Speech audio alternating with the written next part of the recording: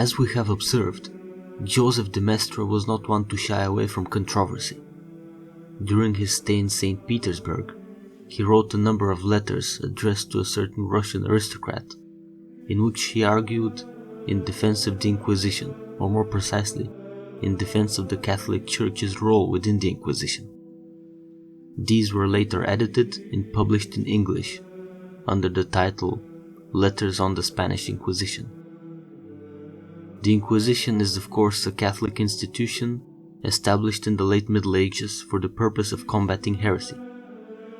Its roots can be traced back to the end of the 12th century, yet the institution fully came into its own in 1233 with a bull issued by Pope Gregory IX.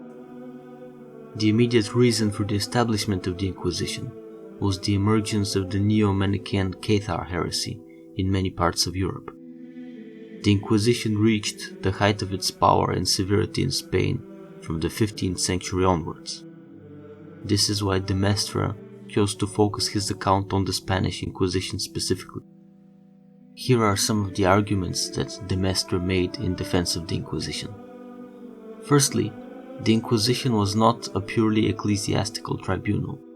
It was established with the permission of the Pope, yes, but it was not under his jurisdiction. The Inquisition was primarily a royal institution which obeyed orders from the king. According to De Maistre, quote, "Of its own nature, the Inquisition is a good, mild and conservative tribunal. But should the civil power adopting this institution think proper for its own security to render it more severe, the Church then, in this case, is no longer responsible for it." The membership of the Inquisition was not comprised of priests alone, but also of royal officials who were obliged to enforce the laws of the state, which sometimes required the use of torture and the death penalty. De Maistre emphasized that it was forbidden for priests to take part in violence of any kind, let alone condemn a person to death. What ear has not heard the eternal axiom of our religion, that the Church abhors blood? Who does not know that the priest is even forbidden to be a surgeon, lest his consecrated hands shed the blood of a man, although it be even for his cure? Never does the priest erect a scaffold. He ascends it only as the martyr or the comforter. He preaches not but clemency and pity, and in no corner of the globe does he shed any other blood but his own. De Maistre rejects the notion that the Inquisition was uniquely brutal in its treatment of the accused. Torture was commonly used throughout the Western world during the period in question. This is not something that the Inquisition had any kind of monopoly over.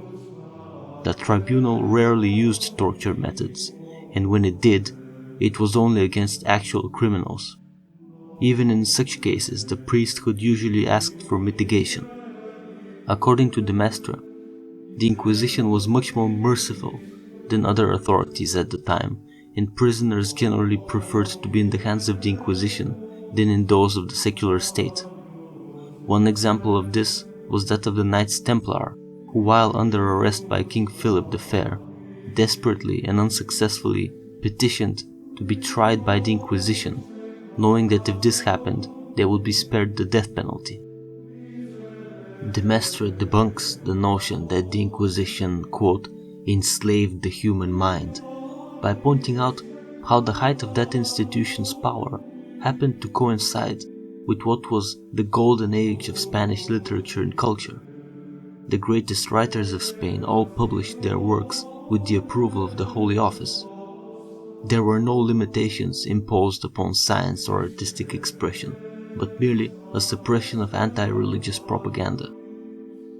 De Maistre emphasized that, contrary to popular belief, the Inquisition did not persecute anyone for merely holding an opinion that was contrary to religious orthodoxy. No one who kept to himself had anything to fear. It is when enthusiasts began to publicly preach heresy and lead souls away from the Church that the state and Inquisition became involved. In De Maistre's view, no self-respecting nation would tolerate an attack on its religion. Catholicism was the foundation of the social order in Spain, and thus the king had every right to legislate against the public promotion of heresy. An undeniable achievement of the Inquisition, which even fierce critics such as Voltaire acknowledged, was that it saved Spain from being torn up by the ferocious religious wars that swept through Europe during the 16th and 17th centuries. It also did not allow the spread of the enlightened philosophism, that anti-clerical and anti-royalist belief system that would leave France soaked in blood in the late 18th century.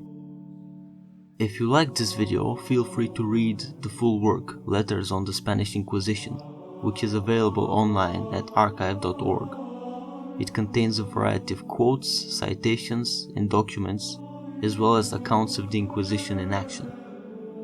Also, I would invite you to watch an old BBC documentary called Time Watch, The Myth of the Spanish Inquisition, as well as a lecture titled The Myth of the Spanish Inquisition by Father Joe Shia. These sources largely confirm De Maistre's thesis, and you can find both of them on YouTube.